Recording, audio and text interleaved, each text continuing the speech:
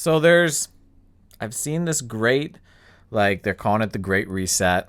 Justin Trudeau had mentioned it. Yeah. It's these like, with COVID comes this opportunity to, reset the economy, to end inequality.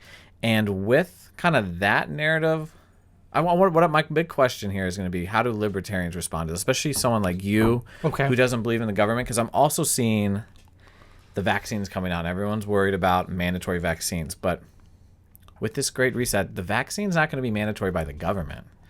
It's going to be the airlines. It's going to be your employer. Ticketmaster's already said it. Yes. What's the libertarian response to privatized tyranny? Because that's what it is. That's a great question. I don't have a great answer.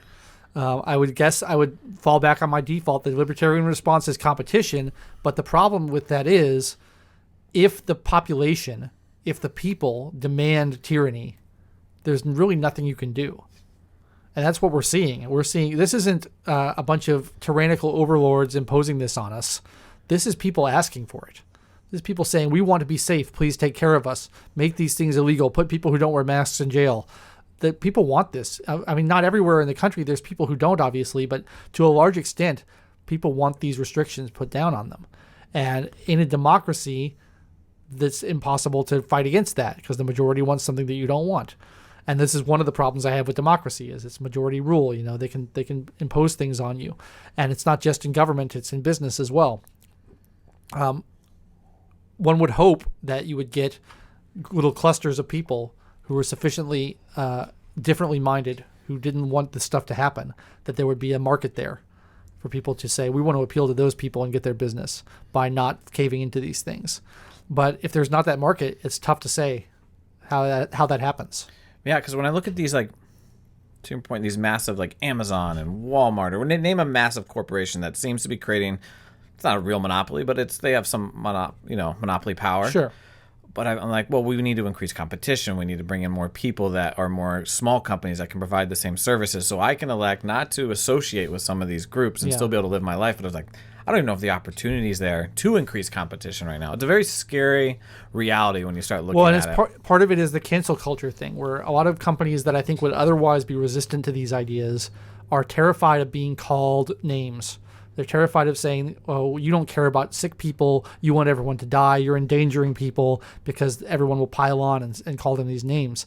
And so they do things that are maybe even not in their financial interest because they just don't want to take the heat, the political heat from it. And I don't know what the solution to that is. I don't think there is a solution. If the population wants to be ruled over, it's hard to see how there's a way to not be ruled over. Even if it's not at the hands of government, even in an anarchist system, you're going to have private companies that respond to the needs and the wants of their consumers. And if all other consumers want something that you don't want, you're going to be in trouble. And that's just sort of, I think it's unavoidable. And it's really scary. And that's the thing that's really upset me more than anything else about this whole COVID situation.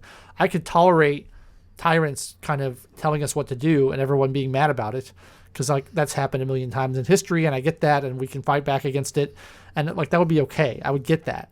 But what has really upset me and what has really kind of made me struggle with kind of an existential crisis this year a little bit is the fact that it seems like most Americans, or maybe not most Americans, but many Americans want protection at all costs. They want to be protected from fear at all costs, and that's really scary to me.